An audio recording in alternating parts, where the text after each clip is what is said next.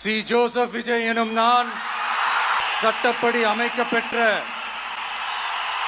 இந்திய அரசியல் அமைப்பின்பால் உண்மையான நம்பிக்கையும் மாறா பற்றும் கொண்டிருப்பேன் என்றும் இந்திய நாட்டின் ஒப்பில்லாத முழு முதல் ஆட்சியையும் ஒருமையையும் நிலைநிறுத்துவேன் என்றும்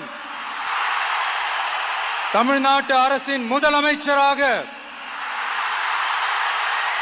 உண்மையாகவும் உளச்சான்றின்படியும் என் கடமைகளை நிறைவேற்றுவேன் என்றும் அரசியல் அமைப்பிற்கும் சட்டத்திற்கும் இணங்க அச்சமும் ஒருதலை சார்பும் இன்றி விருப்பு வெறுப்பை விலக்கி பலதரப்பட்ட மக்கள் அனைவருக்கும் நேர்மையானதை செய்வேன் என்றும் ஆண்டவன் மீது ஆணையிட்டு உறுதிமொழிகிறேன்.